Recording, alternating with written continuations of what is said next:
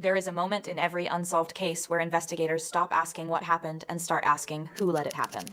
In the Nancy Guthrie case, that moment arrived 100 days in, and when it did, it didn't just shake the investigation, it exposed it.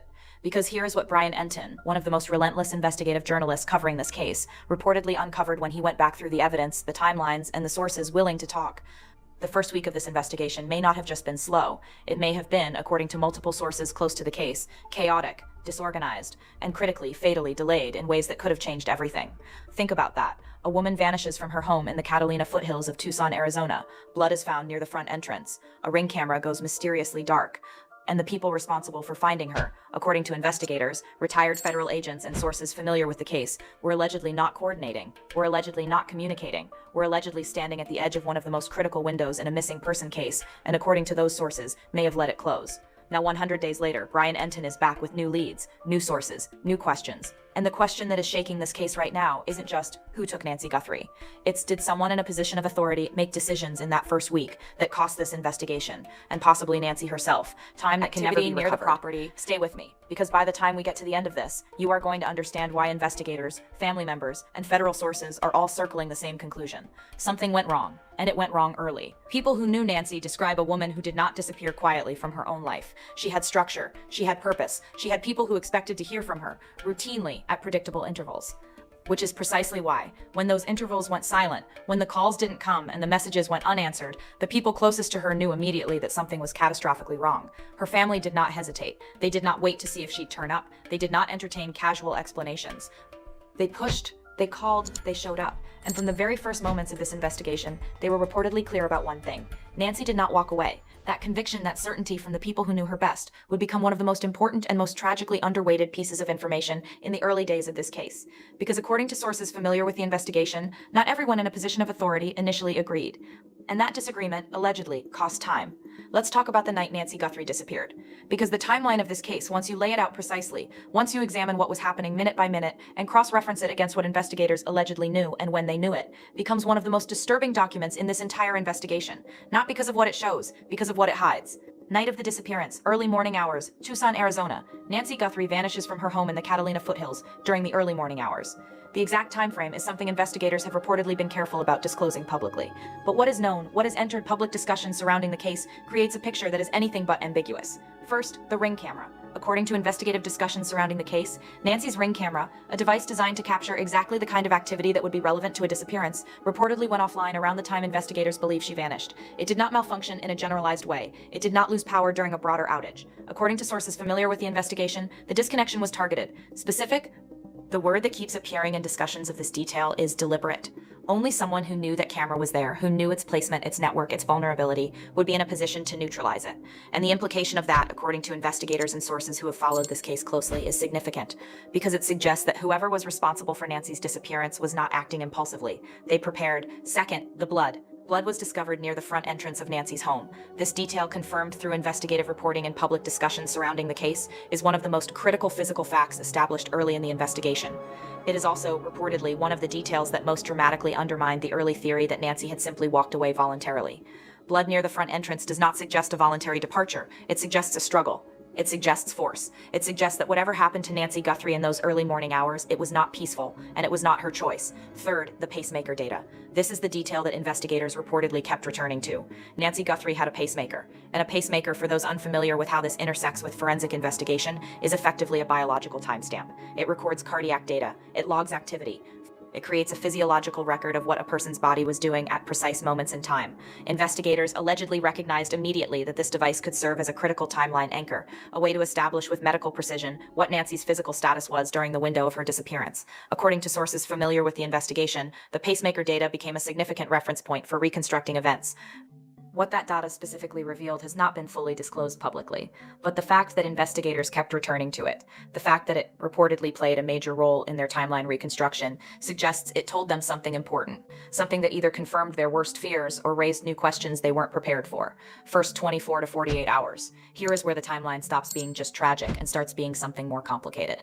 because in the first 24 to 48 hours after Nancy's disappearance, investigators were allegedly grappling with a theory that, according to sources close to the case, may have fundamentally slowed the urgency of the initial response: the walkaway theory. The idea floated early and reportedly taken seriously in some investigative quarters that Nancy may have voluntarily left her home, that this was not a crime, that she had, for reasons unknown, chosen to go.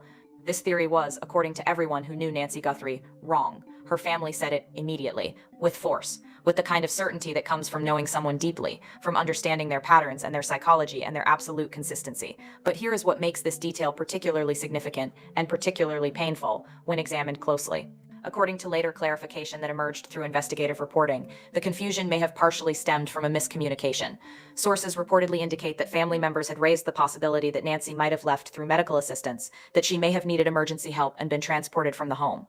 Not that she wandered away on her own, not that she chose to disappear. The distinction is enormous. One scenario is a medical emergency. The other is a crime. And allegedly, in those critical first hours, that distinction was not handled with the clarity the situation required. Critics of the early investigation have argued, and this is central to Brian Enton's latest reporting, that this confusion, this initial hesitation to treat Nancy's disappearance as a priority crime, may have affected the urgency and the resource allocation of the first response. Hours matter in missing person cases. The first 24 hours are not merely important. They are, in the assessment of virtually every law enforcement professional who works these cases, the most important window in the entire investigation. And according to sources familiar with the Nancy Guthrie case, those hours may have been compromised by confusion that should have been resolved immediately. The first week. By the end of the first week, according to investigative reporting and discussions surrounding the case, the investigation had reportedly been characterized by those with insight into its inner workings using a specific and damning word: chaotic. Not the productive chaos of an investigation operating at maximum intensity across multiple simultaneous fronts, but a disorganized, fragmented chaos allegedly marked by communication failures between agencies, confusion about command structure, and decisions that at least some observers reportedly believe were not made with optimal coordination. This is the period that Brian Enton's new reporting has focused on with particular intensity. And it is the period that sources, both retired federal agents and individuals familiar with the active investigation, describe as the most consequential and the most troubling. Because it was during this window, the first 7 days, that the shape of this investigation was allegedly set. And once that shape was established, changing it became significantly harder. Let's go deeper into what investigators allegedly found and what they may be deliberately withholding, because one of the most significant threads in Brian Enton's latest reporting is not just about what evidence exists in this case. It is about what the public has and has not been told about that evidence. And those are two very different stories. The Ring camera disconnection, forensic analysis. When investigators began examining the circumstances surrounding the Ring camera going offline, they were reportedly looking for a specific kind of evidence, proof of how the disconnection occurred and who or what caused it. What they allegedly found, and this detail has circulated in discussions surrounding the case among those with investigative knowledge, was not a technical failure, not a power surge, not a system glitch. The camera went offline in a manner consistent, according to sources, with deliberate external interference. Someone with access to the network, or knowledge of how to circumvent it, allegedly ensured that the camera would not record during the critical window. The coordination reportedly stood out to investigators immediately, because disabling a home security camera is not an instinctive act, it is a planned one. It requires knowledge of the device, of its network architecture, of the home's digital infrastructure. That level of knowledge, according to investigators and sources familiar with the case, does not belong to a stranger. Only someone familiar with the home would know this. That phrase, "only someone familiar with the home," reportedly became a recurring theme in internal investigative discussions, a lens through which certain leads and certain individuals were increasingly examined. The blood discovered near the front entrance of the home was processed for forensic analysis. According to public discussions surrounding the case, investigators submitted samples for DNA testing. The results of that testing and the investigative implications of those results have not been fully disclosed.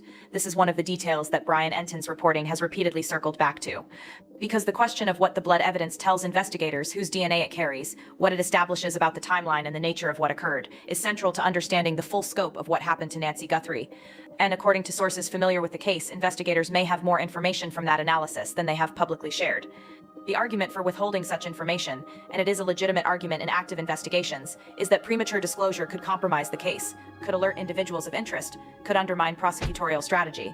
But the counter-argument, the one that Nancy's family and investigators like Brian Enton have been pressing, is that the public's lack of information creates its own risks. Tips go unfollowed, witnesses stay silent. Community awareness remains incomplete. The question of what investigators are still not telling the public is one of the most emotionally charged threads in this entire case. According to investigative discussions surrounding the case, the physical processing of the scene yielded additional evidence beyond the blood samples, including fingerprint analysis and forensic documentation of the entry area where the blood was discovered. Whether that analysis produced actionable leads, whether prints were matched, whether physical evidence placed a specific individual at the scene, remains, as of Brian Enton's most recent reporting, a matter that investigators have kept deliberately close.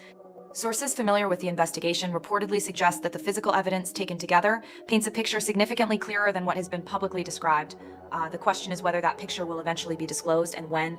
Digital evidence and recovery. Beyond the camera disconnection, investigators were reportedly processing digital evidence across multiple fronts: phone records, communication logs, metadata from devices connected to the home's network. According to those familiar with the investigation, analysts were examining communication patterns in the period preceding Nancy's disappearance, looking for anomalies, for spikes in activity, for contacts that didn't fit established behavioral patterns. What they reportedly found in that digital record raised questions that investigators allegedly pursued with significant intensity. The nature of those questions, the specific individuals or communications that drew investigative attention, has not been fully disclosed.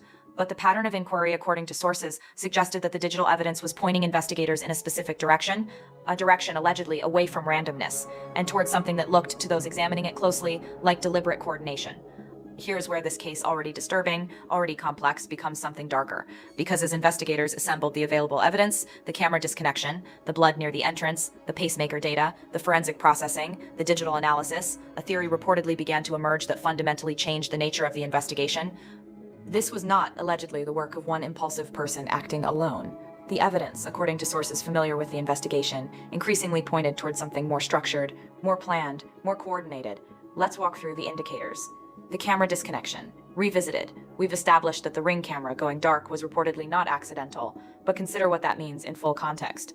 To disconnect a Ring camera without triggering an alert, without leaving an obvious trace, requires specific knowledge. Knowledge of how the device is configured, knowledge of the home's network, knowledge of the timing of when the camera needs to be offline and for how long. The suspect appeared aware of camera placement. The suspect appeared aware of the recording system's architecture. And according to investigators, the suspect appeared to have planned for exactly how long they needed the camera dark.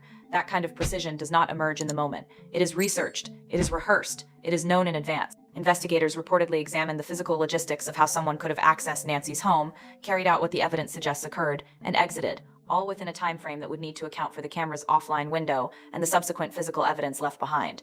What that analysis allegedly revealed was a level of logistical coordination that, according to sources, further supported the theory of a planned operation. The route taken, both to and from the property, suggested familiarity with the neighborhood, with the block, with the specific rhythms of activity in the Catalina foothills at that hour. Only someone familiar with the home would know this. Only someone who had studied the property, its layout, its access points, its blind spots, could have executed what the evidence allegedly describes. This is the thread that investigators reportedly kept pulling. The idea that whoever was responsible for Nancy's disappearance possessed knowledge that could only have come from proximity, from familiarity, from access to information about Nancy's life, her routines, her home, her security system, that a stranger